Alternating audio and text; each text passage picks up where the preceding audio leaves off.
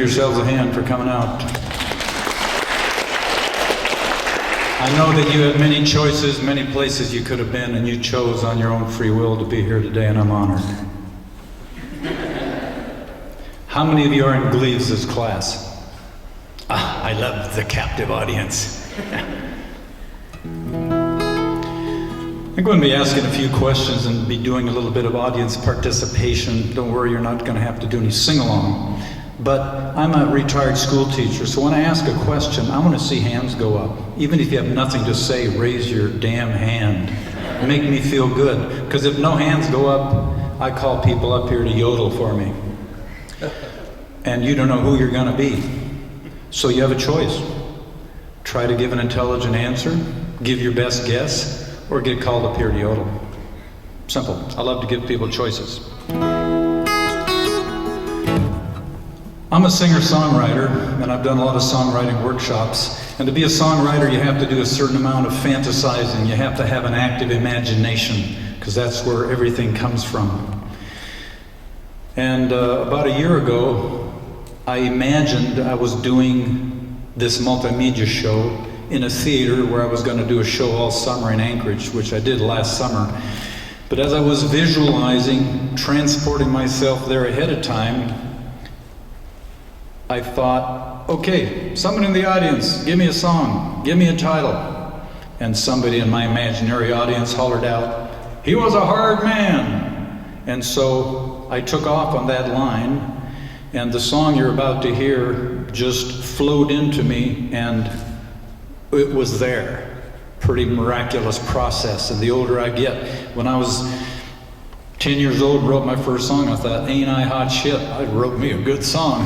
Now when I write a song, I think, where did that come from? And am I lucky that I was at the right place in the right time?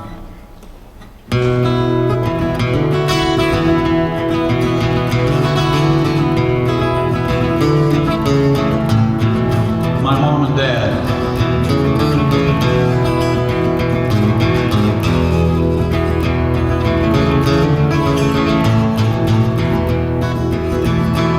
He was a hard man, and it was a hard land, and I don't think I can even try to understand how it was back then. Strange land with no friends, only one place to begin. So my mom and my daddy, they dug in.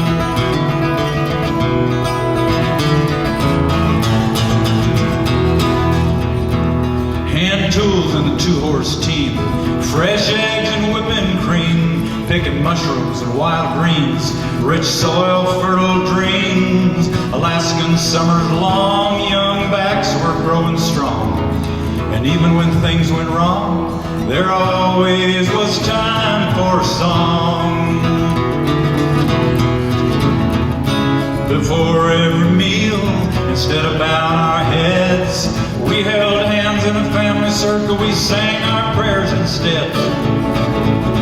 Sometimes when I was young and angry, I didn't feel like singing along. That's when my mama said, and my daddy said, "Son, take your time, you'll find your song.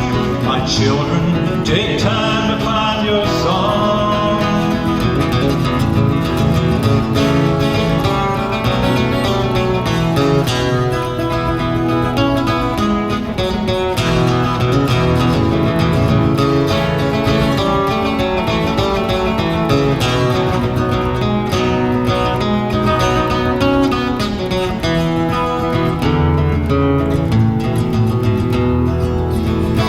It was a jungle war on a foreign shore, and I was longing for that free life I had before. Tell me, was it right or wrong to kill those Viet Cong? Thank God I had my guitar along and always took time to find my song. I got married, had children too, did all those things I swore I'd never do.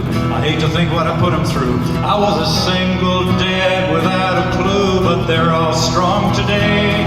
Grown up, some moved away, and they all write and play.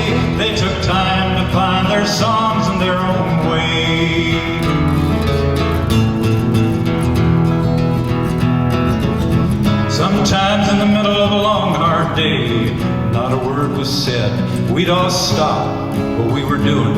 We'd sing our work instead.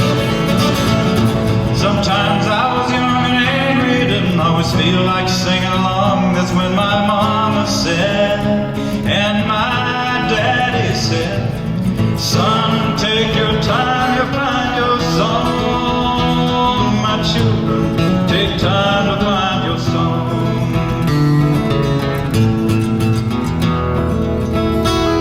Back then it was a hard land, and you know it took a hard man.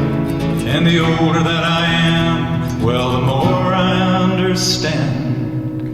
And the older we get, the more we do understand our parents, believe it or not. My mom and my daddy had a plan. Before every meal, instead of bowing our heads, we held hands in a family circle, we sang our prayers instead. Sometimes I was young and angry, didn't always feel like singing along. That's when my mama said, and my daddy said, son, take your time, you'll find your song. My children, take time to find your song. My children, take time to find your song. My children, take time to find your song.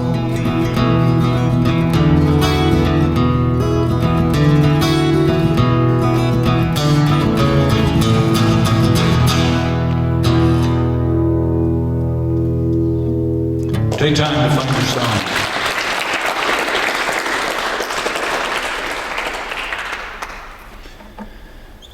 Well, welcome to, it used to be called When You Dream, Music in the Alaska Wilderness. I changed the title of this show now to Find Your Song. Beautiful picture of my mom and dad in the early days, before children, when they still gazed at each other lovingly. Well, as with all of us, I learned the language I was born into and raised with. My multilingual Swiss immigrant parents homesteaded in the remote Alaskan wilderness, so the sounds of German, English, French, Italian, nature, music, they all blurred together into one language. And as with all multilingual children, I switched from one language to the other with ease, without realizing it.